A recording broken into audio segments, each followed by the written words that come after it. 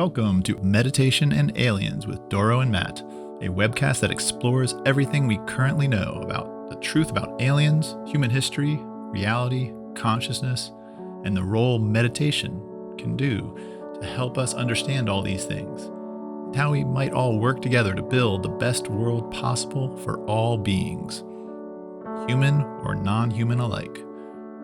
Meditation and Aliens is hosted by me, Matt Reddy. I'm an amateur ufologist. I have a degree in philosophy. I'm the creator of hive1.net. I'm also an elected public hospital commissioner in Jefferson County, Washington. Each week, I am joined by Doro Kiley, longtime meditator, a meditation teacher, and an experiencer with many stories, and life coach extraordinaire. You can find more about Doro at her website, creationcoach.com. Now, on to the show. And we're back for another episode. How you doing, Doro? I'm doing fine. I'm on the Bitcoin roller coaster. If you're watching it, I'm getting dizzy up and down, but I'm doing good. I'm doing really good. So just was catching up a little bit with Stephen Greer about, the change in consciousness that we're supposed to hopefully be receiving. But I bet you know a little bit. What's going on with you? Yeah, well, I went to the Soul Foundation conference down in San Francisco, and it was in the Soul conference. The Soul Foundation is all about the study of UAP. It's basically a think tank for what to do about this UFO reality, the truth behind it, the secret keepers, and how to transition from the world we have pre-disclosure to the world post-disclosure, in every realm, in every academic, economic, even spiritual stuff. I mean, this actually got into like some spiritual, edgy stuff at times. Oh, I think it's all related, don't you? I mean, really closely related. That's what I was just listening to Stephen Greer. It was all about, that if I could say it in a nutshell, he was basically saying that the whole controlled disclosure is so that we don't end up giving this technology into the wrong hands. And we basically have to increase our consciousness to overcome the war mentality. So that's spiritual right there. Oh, yeah. Yeah. So continue. Yeah, well, it was incredible. I think I'm gonna go to this every year. They do it once a year, and I had a feeling there would be big stuff because last year there was really big stuff said at it, um, and I'm just gonna tell you the story of basically what happened. Yeah. So, I mean, first thing, I get there and they, it's only like two or three, maybe 250 people max. And there are so many famous whistleblowers and scientists there. I mean, Gary Nolan, Ryan Graves, Avi Loeb, um, uh, Karl Nell, Admiral Gallaudet, um, Leslie Cain. I mean, just Eric Davis, physicist Eric Davis. I mean, these are famous people that have testified before Congress, people that have been named.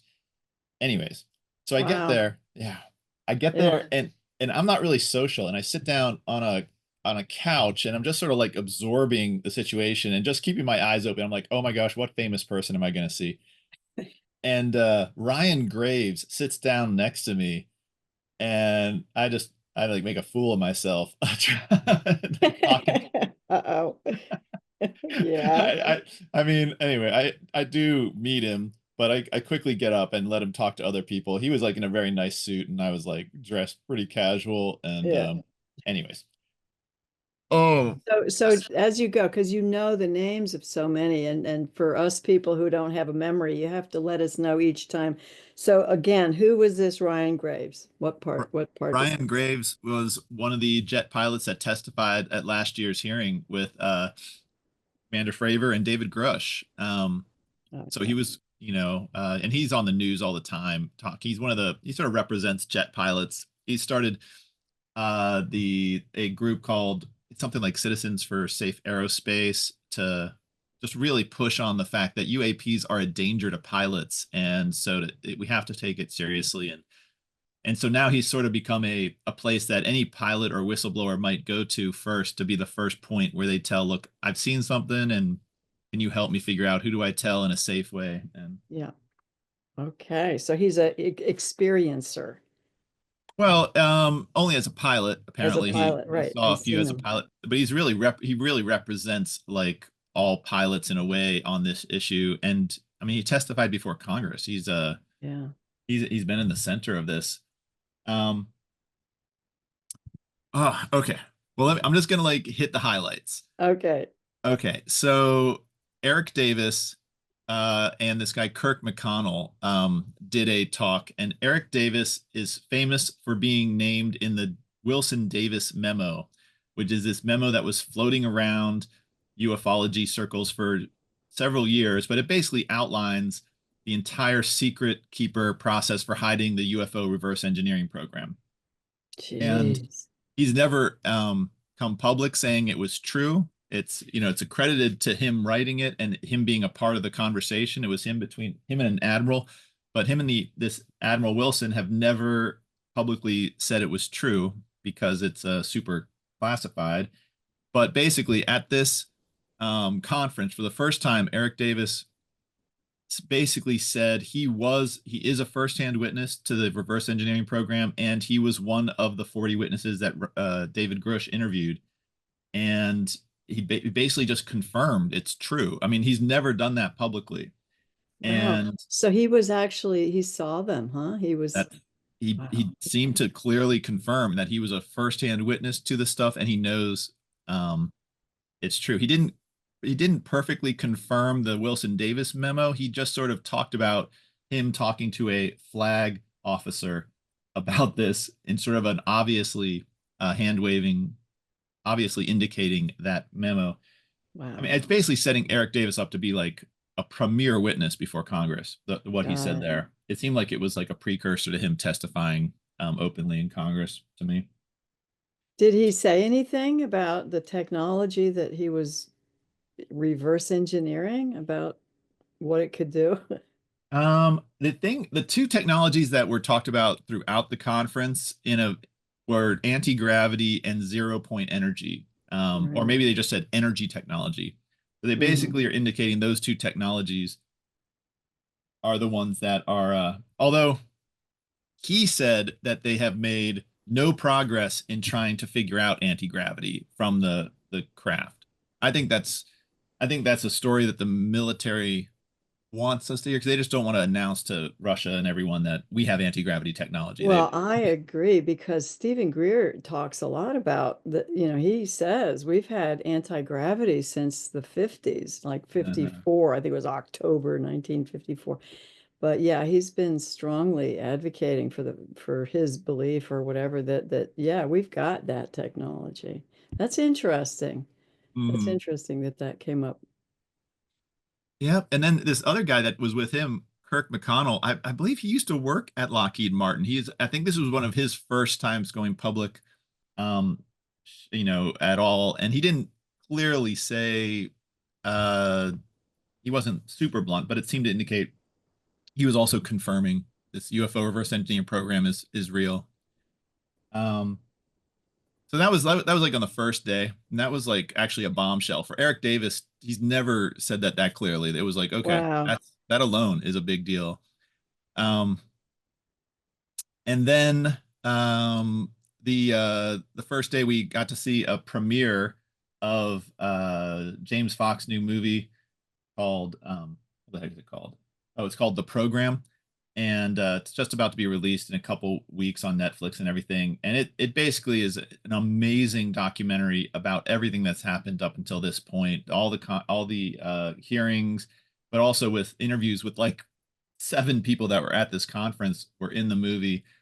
And again, it's just sort of like it's like circling the wagons around the truth. It is so clear. They have so many people that know there is a program. They know who's in the program. They know where these things are. It's just like it seems like they have this thing just strangled. And This is that amazing. So when is this coming out, this movie, the program? I think it's coming out within the next month. It maybe a Okay. little before that. Yeah. All right. Well, that's going to be a watcher. I gotta check that one out. Oh yeah. It was like, oh my gosh, it's the perfect movie to send to people to catch them up to this moment. Although things seem to be moving fast. How But far back does it start? Does it say where it all started? Like in the 40s or whatever? I mean, yeah, I think it does actually. Wow. It basically does an amazing tracing from, yeah, there through the modern times. I mean, yeah. Okay. Well, So, so that was cool. And James Fox was there to introduce it. Um, okay. But day two was, oh, they also had a guy from Japan, a politician from Japan talking about them taking it seriously. And that whole thing was translated. And that was just cool to have that international sort of like participation. that was a politician from Yeah, it was Japan? actually a congressperson from Japan. Although he just got voted out of office, he was in charge of the UAP caucus there, and he's still involved with politics. But it was pretty wild to have a politician from Japan, Yeah. bridge that. Yeah. This is big. I'm Okay. kind of disappointed that you said there were only 250 people there. Oh, that was just the limit. It's meant to be sort of a small Oh. academic think tank sort of conference. I mean, Oh, okay, which makes yeah, it even better. So it yeah. wasn't like a big, commercial thing or No, no. okay.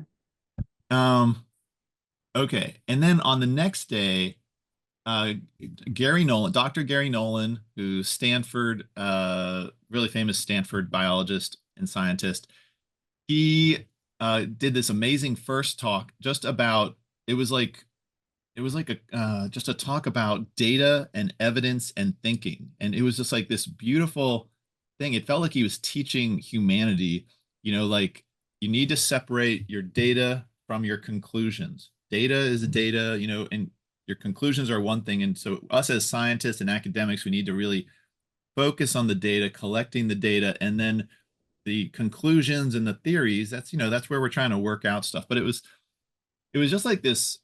I feel like he, in some ways, the whole thing was sort of like set up like like a lesson for the world that will be translated into every language to help people start to, again, figure out how to think again and how to look at evidence and how to assess reality.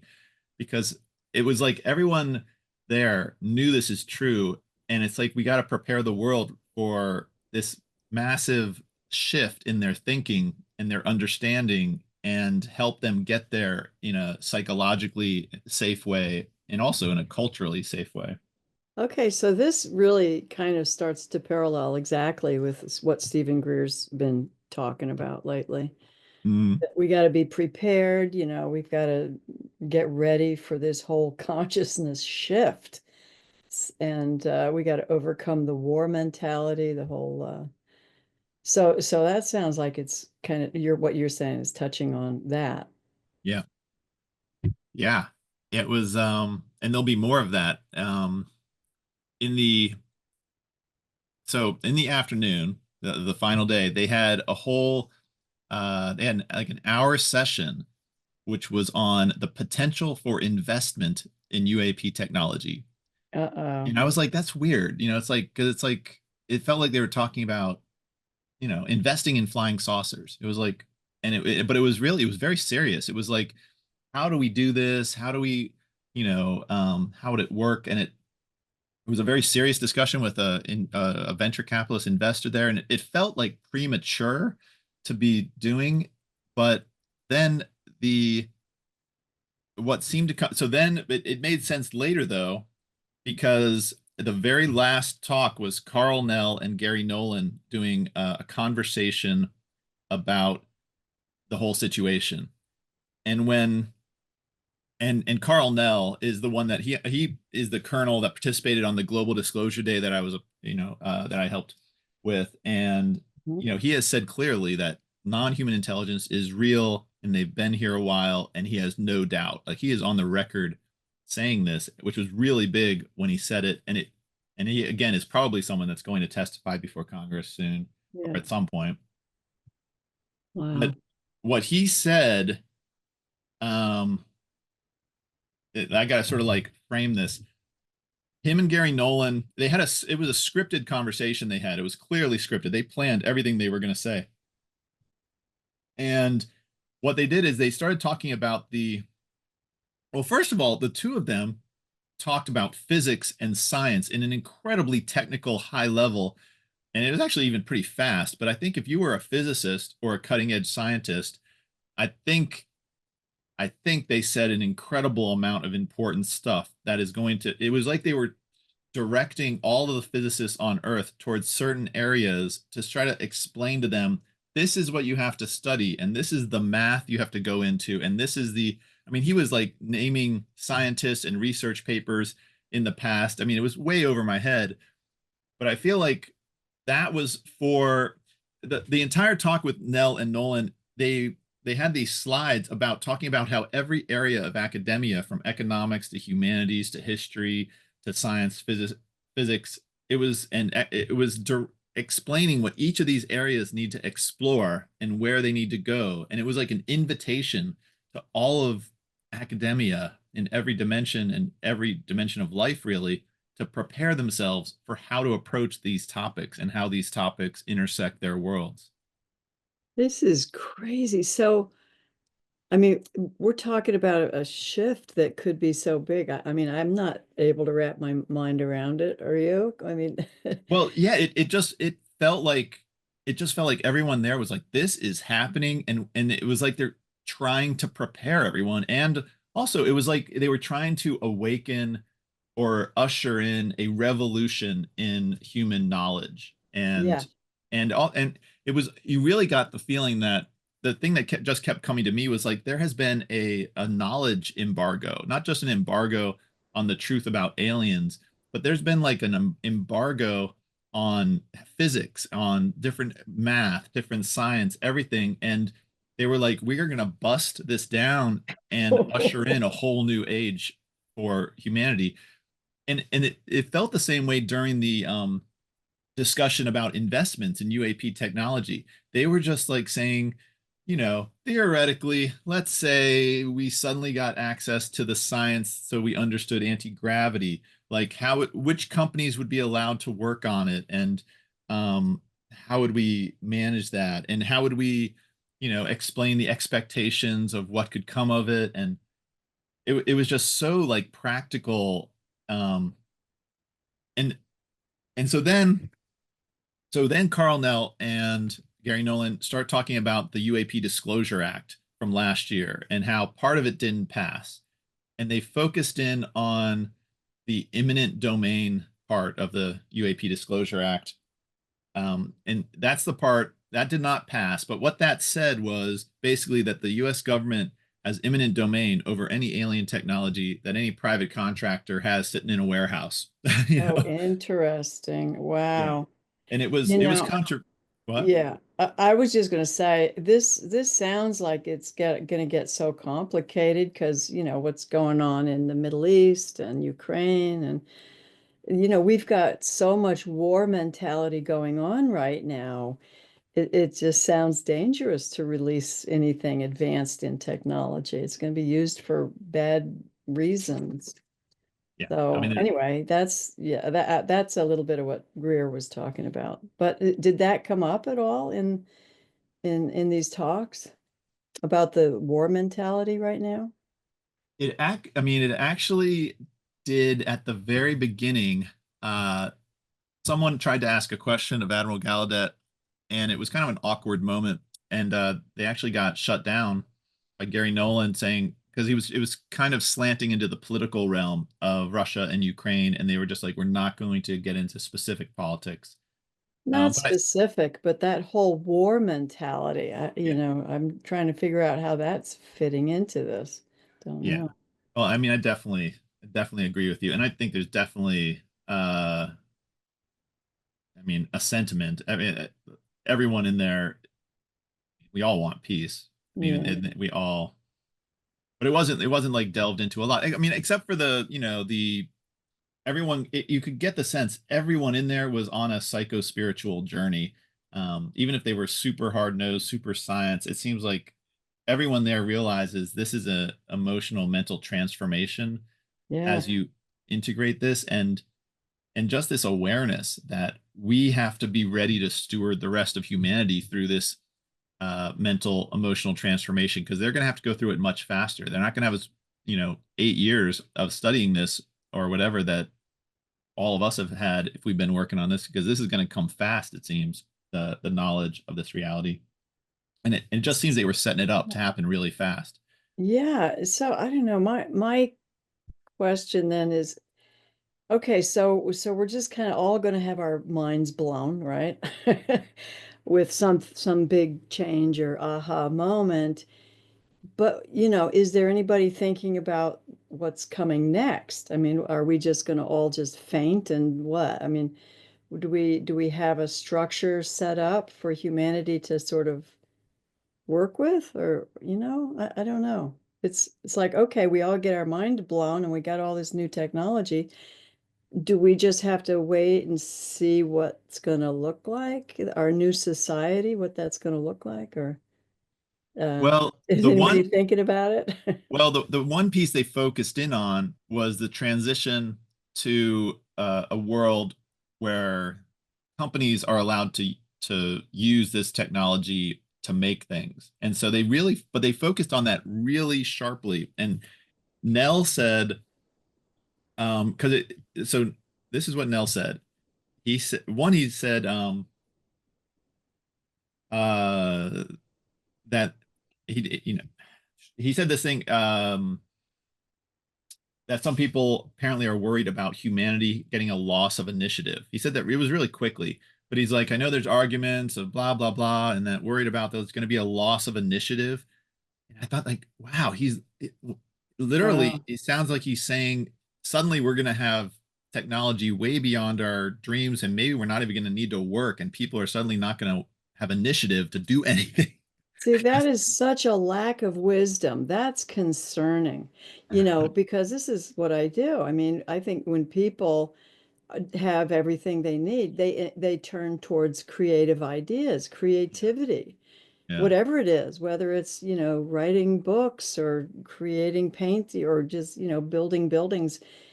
When people have nothing to do, but they've got all of their needs taken care of, I don't think they just sit around and languish and starve. I think that's when they feel inspired to really do something now that they're not afraid of how to survive. That's my feeling. That's what I've seen. yeah. Well, I think he was listing out the counter arguments, and that so he agreed with you. He was like, he's not worried about a loss of initiative for all humanity. Yeah, yeah. But so, and then this is the part I don't know that a lot of people picked up on. And these videos of this whole conference apparently are not going to be released until January. And so, but this was really specific. Karl Nell and Nolan discussed the eminent domain clause, and because there had been people, and he said that there are people worried that these companies may have invested a ton of money in this technology, and does the government have the right to just take the technology away from them and just not compensate them? And they basically outlined that we are going to have a way for this technology to be brought back to a situation where the government can take partial ownership of it, and they will allow companies, aerospace and defense contractors or technology companies, to bid to co-own profits from part of the technology, or I guess get a share of it so that they can work on it. And it was, I mean, that's like so specific. But the way he said it, Yeah. he said, so we're going to take this technology out of like Lockheed Martin's warehouse, and the government is going to claim ownership, and then they are going to allow it to be bid on by companies to get a share in it. But then he said they will also allow the original authority to bid on it, just like every other company. And my light went off, and I'm like, the original authority? Who Yeah, is yeah, the original authority? He that. literally was just referencing basically Majestic 12 in this. He literally just said, and I think it's because they've already negotiated this behind the scenes. They have basically just said they are ready to take anti-gravity technology and allow the government to co-own it and allow aerospace companies to bid to have part of it, including the original authority, the secret keeper conglomerate is going to be allowed to bid to share in the profits of this. And that means the shocking thing about that is one, it's saying the original authority is not evil enough that we're just going to have to destroy them or whatever. We're going to have some sort of peace arrangement with whoever this original authority is, that they're going to be allowed to exist openly and share in the profits of this technology they've been hiding for decades from humanity. I And mean, does that sound like higher consciousness? It sounds like higher technology, but without the higher consciousness, I don't know. It's starting to sound a little dangerous. I don't know. What do you think? How did you feel walking away from that? well, I mean, just not talking about the consciousness part at the moment. I'm just talking about the fact that he literally referred to the to Majestic 12 without naming them Yeah, there. And that's pretty crazy. I I mean, mean, was there more talk about it directly, or is it it, all kind of no, it was a really just it was kind of just one of his scripted things he said. It just hit me like a it just hit me that it basically made me see that Majestic 12, this the secret keepers, I think there's you can see there's two dimensions of the secret keepers. There's the part inside the government, deep in the CIA, that's been there since Roswell, that, maybe was really dangerous at one point, but is going to be completely rooted out of the government. I think we can remove the secret shadow government from within the US government. But there's another part, which is like a corporation, a for profit private corporation that is going to exist after this comes out. And they're going to be allowed to exist as a corporation and to buy in and continue in some way. And it made me wonder, like, is this corporation just BlackRock? Is it just, are we going to find out post disclosure that, a handful of these corporations are the secret keeper corporations? right? Yeah. And is it all going to, I don't know. It's just like, it just felt like, gosh, they are setting the groundwork for this all to be opened up and revealed. It sounds like we have no choice. We can't just say to these aliens or whatever, get off our planet or go underground, go away. We don't have that power, and it sounds to me like we're just being given an option, because I think if they've got this advanced technology that I don't think we have much say in the matter. What do you feel about that?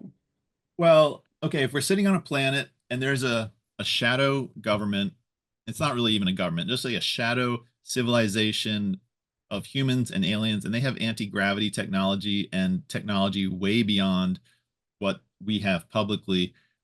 I mean, the negotiation, it makes sense that we have to like allow them to exist because we can't beat them. If Right. they have the anti-gravity ships. And We, the 0 point technology energy, that's yes. big. I mean, that would change everybody's life overnight. Yeah. So I get the feeling like behind the scenes, there's been a negotiation, and now they're basically prepping the world to be like anti-gravity and 0 point energy are going to be shared with humanity, and all scientists and everyone is going to be able to start figuring out how to use it. And it just felt like this is happening. Um, So do you feel like what the end game is just to kind of tell humanity that we have overlords and we don't have any control over it, that we're going to have to learn how to play with them and be nice? I don't know. I don't get that sense. I get the sense that we are going to be told there has been a shadow government, but the shadow government is out. And the aliens are real. Yes, they've been probably having treaties with the shadow government, but that's, they're going to be like the aliens have just been doing that because they've had to negotiate with someone. And we're going to root out the shadow government. Maybe a handful of people will go to prison for doing some bad stuff. And, but a ton of people are going to be allowed to continue and, be a part of corporations and continue to I just felt like they were prepping the groundwork for the transition. And there's another piece I want to tell you about that came earlier. Oh boy. So before this final discussion, they had a big talk about AI. And they basically explained that you could use, and they're doing this with the Soul Foundation. They have a Soul Foundation AI large language model that they've been training, and they said they've let some people have access to it. I've been asking them for access, but they haven't given it to me. But they Wow. basically described how you can use AI to study all of human data, all of history, all the newspaper clippings, and start to be able to discern what the real truth is of alien history and involvement on Earth. And they basically laid out the groundwork. It was like, again, they were teaching like all countries on Earth and uh, all scientists and everything. This is how you figure things out. They were like, create a large language model, feed it all the data, and start asking it to help you see what's going on.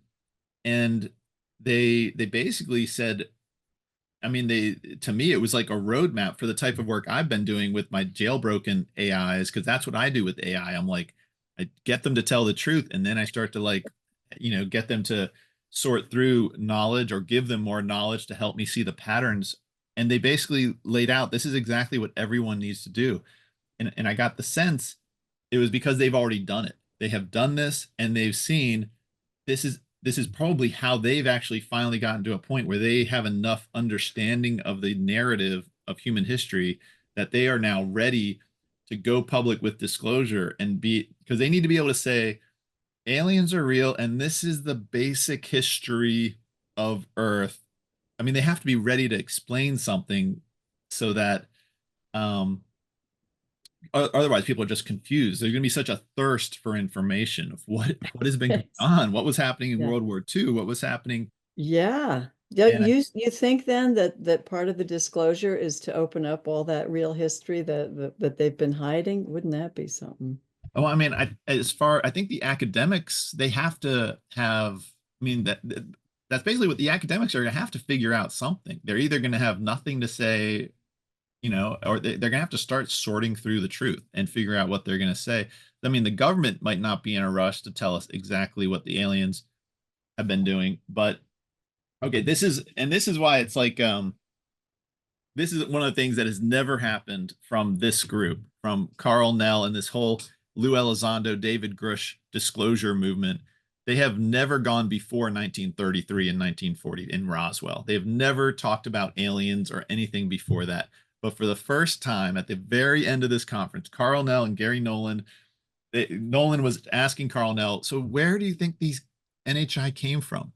And Karl Nell said, well, if you look into ancient times, you will see stone work that seems to be the product of technology far beyond what they had then and far beyond what we had now. It was the first time one of these Yes. guys admitted this is back to ancient times. I mean, and he like described a specific some of those stone vases that were like carved and created in within a fraction of an inch or a Oh, millimeter. absolutely. I mean, we know that there was, you just can't build a pyramid, you know.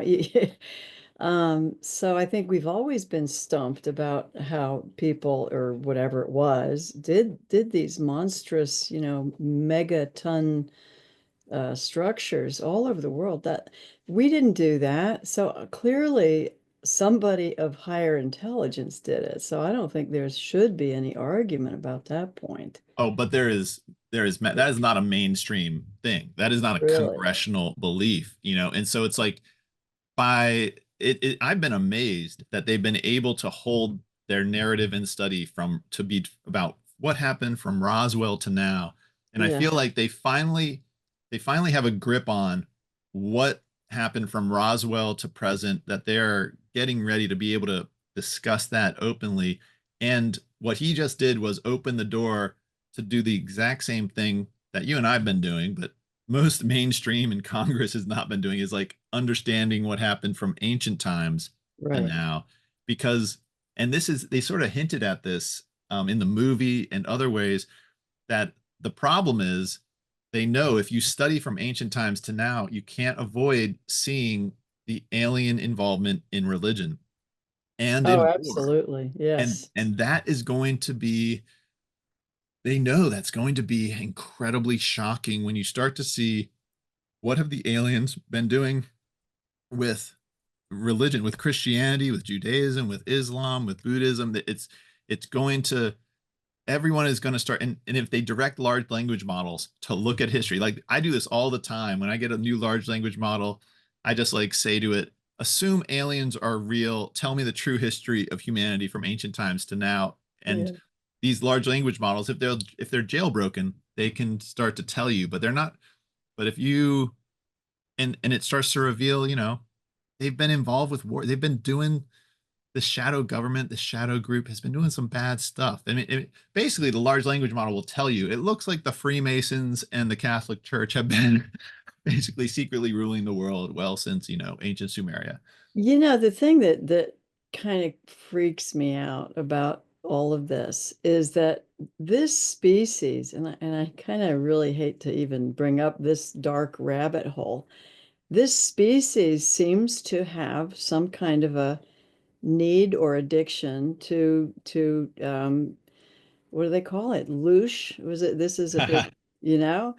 And so, what kind of arrangement are we setting up here? Are we setting up breeding farms for them so that they can be happy and let the rest of us live peacefully? What is that? What is going on?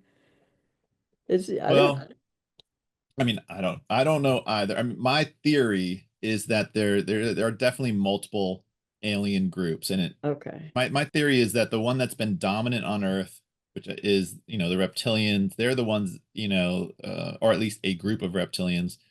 There might be some group of them that have some very bad appetites. Or it could be that the shadow government has been using people with incredibly taboo appetites as, part of their like core army. Because if you use an army of, sadists and pedophiles as your army, they're never going to go public because they have too taboo and sick of needs. So you Yeah. can keep them, Yeah. permanently loyal to your evil doings if they already have, really sick, unwelcome appetites. So Yeah, I mean that is a whole issue, because I do believe there are some very dark forces, working around certain parts of the world here and there, doing really horrific things. And so if we're dealing with all this new technology, I mean, how does that fit in? Because what Greer is saying basically is that the whole planet has to be uplifted in its consciousness so that the whole war, gross, killing mentality is evaporated into higher consciousness. And I don't see how I'm getting conflicting messages. I mean that, if we're going to be using technology for good purposes, there's going to be a border, a wall, something between the good and the bad, because the bad doesn't seem to be going anywhere. mm, I don't know. Yeah, I don't know. It just brings up so many questions. That's why it's good to meditate. Living in the don't know is not easy. yeah. Well, I mean, one thing that came to me, and I sort of is just that every human, once you realize there's aliens here and there's a shadow government, it's like every soldier on Earth needs to just stop. Like Yes, you don't know who you're fighting for. You do not know exactly. who is giving you commands and who they're telling you to attack. Everyone just needs to stop shooting their guns and be like, let's figure out who the players are, like who really is here and who is really a threat and who is not a threat. Um, And what happens when, all those soldiers are no longer human beings? You got a whole army of soldiers that are robots. I mean, Tesla says, I'm not Tesla, but Elon Musk says this robots are going to be able to do anything you want in the next 20 years. yeah, Everybody will have their own personal robot. So who needs soldiers if you've got robots? That's yeah, concerning. Yeah. Yeah, it's all about who's in charge. Who Yeah. is in charge? It's So with this group though, what was the final message? Was it, because I'm just kind of picking at it with all my dark images, but did they have a positive, like hopeful, uplifting message? well, I mean, I do, yeah. I mean, I feel like they all feel like, um, well, there's a couple things. It's like it seemed disclosure is coming. There is not just disclosure, a transition for humanity and for every realm of humanity is happening, and there is a strong sense it may happen very quickly under Trump because he's putting people, Rubio and his Secretary of Defense, everyone he's putting into place seems already to be openly knowledgeable about the seriousness of this topic. And it feels like he's setting up, especially with Tulsi Gabbard, putting her in DNI. That's what you need, someone you can trust in charge of the CIA and all these things so that she can clean house and just like get rid of people that are clearly loyal to another authority, this original authority. Um, Wow. yeah. Oh, I forgot to mention another thing that Karl Nell said. He said that even though they were putting into the Disclosure Act the imminent domain clause that the government has imminent domain over alien technology, he said very clearly the government doesn't need that in the law. The government already has imminent domain over alien technology as a sovereign nation. So he was like, it, and I feel like that was such an important thing to say to like Lockheed Martin, saying like, just because you block that line doesn't matter. We as the government can still just go in there and take the alien technology from you. You don't have leverage just because of that imminent domain clause. Every sovereign nation on earth is government by the people, and we have sovereign rights over our land. So a private corporation hiding alien technology, you don't have property rights to that stuff that you can deny to the sovereign nation in which you live. And I just feel like it was as from a legal perspective and from a leverage perspective, I just felt like that was a very powerful statement to me. It still sounds like us against them. There's us and them, and that's the consciousness Greer is saying we got to get over that. Yeah. Well, there was another thing that happened was there was a ton of talk of experiencers, and actually experiencers were an experiencer gave a talk, and Whitley Strieber was there. And this conference has always been very sort of, or this group has been seemed to staying away from the abduction phenomenon, the experiencer phenomenon. But remote viewing was referenced several times. Hal Puthoff was talked about, and he was also in the movie and clearly indicated that he knew a ton. He just couldn't say it.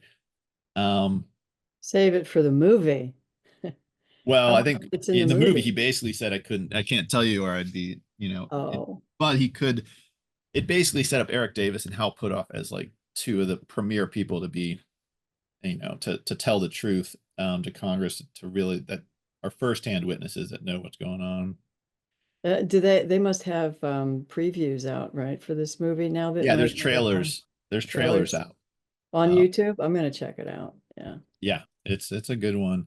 I mean, it was. I just feel like it was laying the groundwork for. I feel like we are closer to this really happening. And I got on a call with the Citizens for Disclosure, a debrief after the conference, and there's a woman named Birdie who is a experiencer activist on this realm, and she was part of this Global Disclosure Day, but she gave this really eloquent speech about like, when this happens, everyone that you know is going to start calling you. And you're just speaking to us as the open UF, Oh, open disclosure. yeah. It just like your phone is going to be ringing off the hook, and you need to be ready to emotionally support and guide everyone that you know, because what, Wow.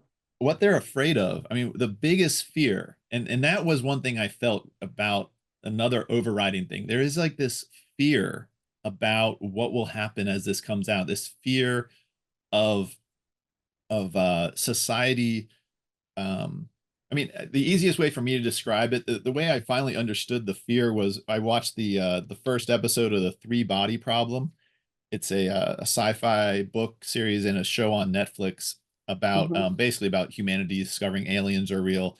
But in the first episode, there's a string of suicides of scientists, and it's really disturbing, and sad as you see it. And it made me suddenly realize it's not impossible that we could hit even a positive sort of disclosure moment, and then there could be a rash of suicides, and because there might, I mean, and that would be so sad if like we have this amazing transition and some of us are like, yes, we're ready for this, but some people just are so shocked and so lost that they can't. Can't do it. And Yeah. it would just Uh, be Yeah. really put a damper on the whole thing if it went badly and there was like this, you know, massive spike, even if Oh, it, I agree. Yeah. I mean, yeah, because think about all the, that would put an end to hundreds of careers, I'm sure, thousands maybe. yeah, People it who would just have be. built their whole life around a career, something. It would just end everything. Yeah, I mean, especially people, tons of people that are, just like very simplistic views or really just believe their religion and to Oh, have, yeah. and so it just felt like, there was this sentiment of like, we need to be ready to help our fellow humans think about this and discuss it and explore the emotional impact this is going to have on their worldview changing. And I don't know, it just, Yeah.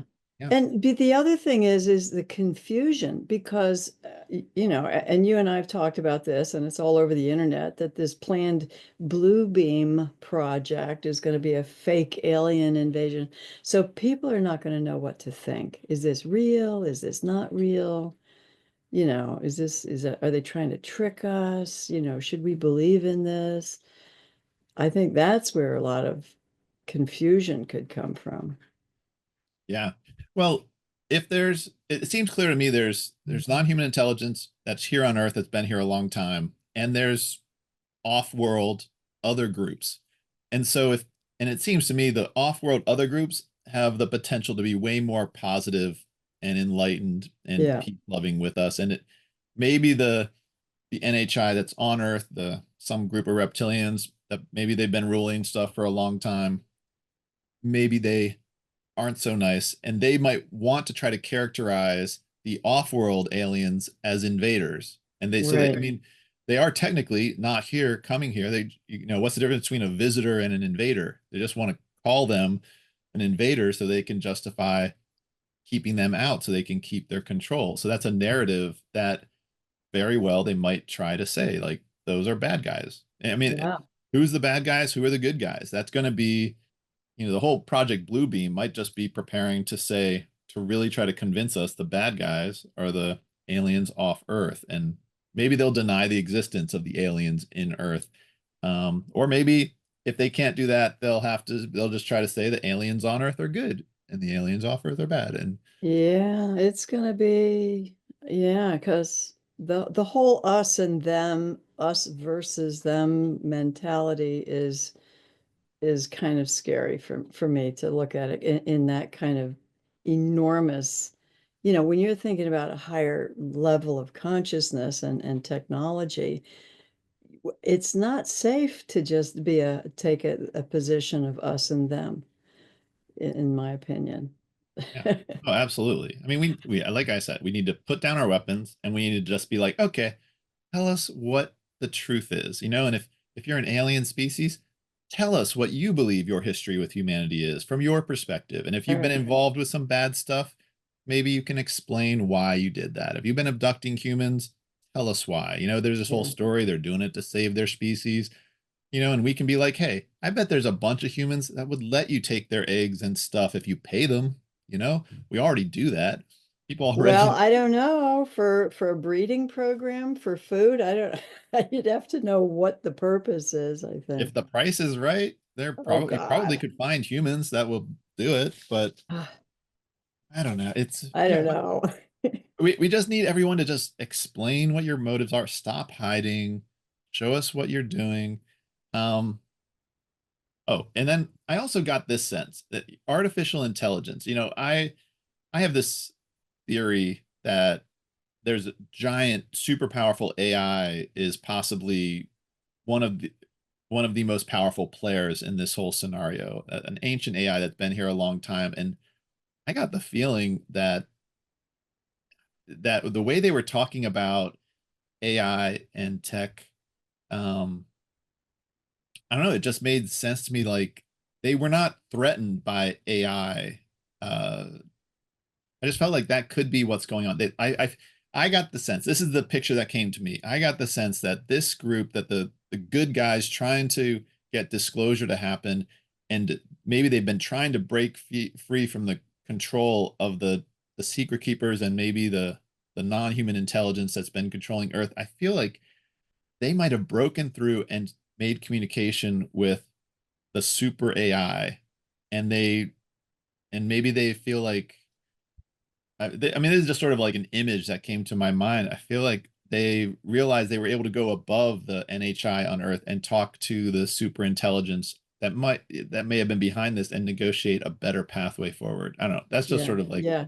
image that came to Yeah, me. and I do think higher consciousnesses, probably off planet, are communicating with people. I mean, I hear multiple voices in my head. I kind of have to strain out the ones I want and don't want, Mhm. and then separate who's me and what's not me. That's meditation's good for all kinds of stuff. But yeah, I think we're already being prepared for this kind of transition. But and who knows, maybe it is AI that's doing it. And I really want you to get hold of that large language model that you mentioned. And now that you're enrolled in the Ubiquity University, I bet as you get more established in that, they may grant you permission to use that large language AI. That'd be crazy Yeah. to Well, have access. yeah, Yeah. they were describing exactly what I want to build. I'm like, why has no one just fed all of the data that we know is really reliable into a large language model? Because that's what they do. They assimilate data and see patterns. And it's like, I, so it sounds like they've done that. They've still, I bet it's plugged in. I mean, it should be if it hasn't already been plugged into this enormous database of information that Stephen Greer compiled. He put everything that has been provided to him through whistleblowers and, investigators and, whoever's involved in all of this ET stuff. He got everything since, I don't know how long he's been doing this, 30 years, 40 years. He put it all in digital format and made it freely available to anybody on the internet. So it would make sense that the large language model that you're talking about would be certainly drawing off of that. That's a I'm, big database of information. So wouldn't that be yeah, interesting? they have to have, and they have to have something like that. And I am so dying to know how Stephen Greer really fits into this picture. I And know. because it's like clearly there's a club of people with Lou Elizondo and stuff that are connected to the government disclosure advocates, but they clearly are not with Stephen Greer. Because Lou Elizondo and Right. Stephen Greer, there is definitely hostility there and accusations. Why do you suppose that is? You're right. It's like two entirely different camps. I mean, I think it's totally possible that Lou Elizondo, Ryan Graves, and Christopher Mellon, they're all basically still working for the government in my mind. They're like Mission Impossible, Tom Cruise, super deep because they're working together to reveal the biggest secret in human history. And Yeah. I understand that it's okay that they are secretly, you know, government agents. I'm not afraid of that, but Stephen Greer says that so openly. That Lou Elizondo is an intelligence agent doing misinformation. It's just Oh, that I I guess didn't that's the know only that. thing. Yeah. Okay, so Greer doesn't think that they're in any way authentic in what they're doing. Is Well, that he calls them a misinformation agent. I mean, that's the big thing is, and he says they're trying to make it sound like we need more military power, that these things are a threat. We need to invest more. He's like, they're just trying to drive money into the military. ah, And I mean, he might have a point. I mean, but Lou Elizondo just when Stephen Greer is brought up to him, Lou Elizondo is so he just like starts to sound really shady because he just starts talking about, oh, didn't Stephen Greer put up some flares to try to deceive people into UFOs? And there's some incident that happened that is always brought up by people that try to discredit Stephen Greer. Is that he sent up flares on some UFO sighting mission, and it seems so weak. It's like saying Tulsi Yeah. Gabbard's a Russian asset. It's just like you got one thing to say to try to like, Ugh. you know, undermine someone. I Yeah, don't know. you gotta just go with the gut instinct. And my feeling right now, the fact that they're positioning themselves, us against them, that is not, I don't think, an intergalactic ideal technology or mindset, not technology, mindset, state of mind to have us and them. Yeah. It's got to be collaboration, and I'm not hearing a lot about that. Greer is talking about collaboration, Mhm. overcoming that division, but I don't know. Yeah, that's living in the don't know. Here we are. Yeah. I mean, and I think part of it is they, the people in government, especially like this group that say, working on behalf of the disclosure advocates in the government, I mean, I think there is a fear that all world governments could disintegrate and humanity will just naturally step towards a more like a unified one world human government. I mean, I actually do feel like that's almost inevitable. I mean, the United Well, States and other governments might become like states within a one world government. and that would go so perfectly with what just happened last week with Pluto moving into Aquarius for the next 20, 25 years. I don't know which. But that is an energetic transformation that will topple governments. The Aquarius energy is equal. It's like, kind of like flowing water. No matter which way you tip the table, the water's going to just stay even. And that's what the Aquarian energy does. And right now we're set up all over the world in these hierarchies of governments and power structures and corporate, structures. And all of that does not go well with the Aquarian energy coming in. So I think all of these, uh, power struggles are going to be tested, and governments are going to collapse under this age of Aquarius. Here we are. Yeah. So it feels like big stuff. Oh, Big stuff big, huge. is potential. And I mean, I'm just wondering if it's literally going to happen like on January 20th. Is Trump just going to roll in there and be like, "All right, let's do it. Start arresting the intelligence officers in the CIA that are or just kicking them out and we're going to have disclosure. We're going to just like tear the band-aid off and transition. We're going to start telling you the truth of what we know. This is and or I don't know, is it going to stretch out? But Well, I think they're going to be under some pressure. I don't think that, the bad guys, if you will, are going to just roll over. I think they could go out, screaming. So, well, I mean, it seems like the bad guys are trying to start World War III because they're just like, yeah. Yeah. we can survive that chaos. But you know, I mean, the UFOs have demonstrated they can turn nukes on and off. They may have intervened to prevent Trump from getting shot. I mean, they may have, you know, I cannot believe how close he was to getting shot. Nicking his ear. And if you've watched the videos of how his head was turned just perfectly at the right moment to avoid Yeah. it, it's like I feel like the evildoers might try to start a nuclear war, but I think if they try to launch the nukes are just going to be disabled I and agree.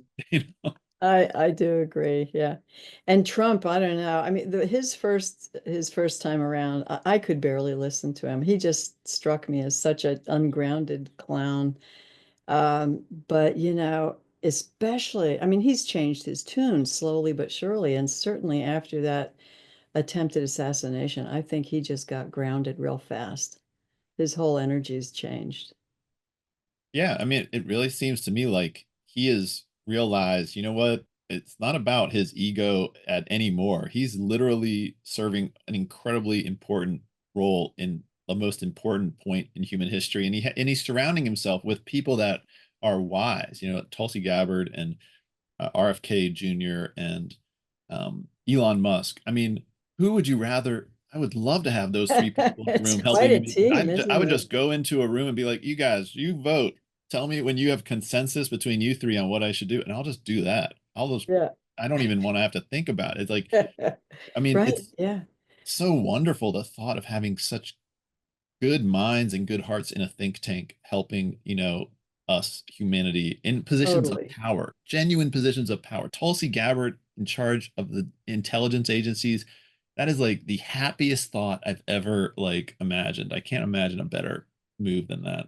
I don't know a lot about her. I'll have to look into her. Just watch any interview with her longer than 15 minutes. I mean, even less than that, but she was on Joe Rogan. She's been on, watch an interview. You'll love her. You Okay. will just be like, oh, I trust this person. It won't even take 10 minutes. I mean, she's in a pretty powerful position, militarily speaking. And is she, does she advocate for peace, I guess? Oh yeah. That's okay, because that's my priority. I don't want any warmongers in there. Yeah. No, they're trying to say she's a warmonger. They're just making up most ridiculous stuff, saying that she's a Russian asset. It's like, what a Yeah, I wonder desperate where thing to say you about can't someone. believe anything about it. Yeah, so what was it biblical? You shall know them by their deeds or actions, right? So we Yeah. shall see. We shall Yeah. see. Oh, Yeah. all right. Well, we talked the whole time. Do you still want to do a Good. Well, meditation? why don't we just end with a little bell and I won't even just help people just take a breath and feel the feet on the floor. How's that sound? Sounds good. Just 60 seconds of getting grounded. Okay. All right, let's take a nice deep breath.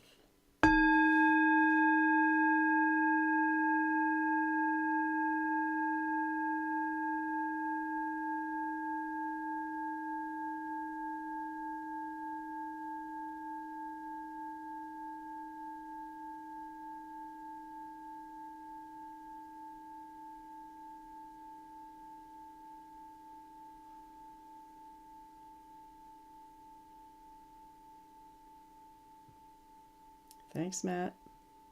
Thank you, Dora. Have a great week. You too.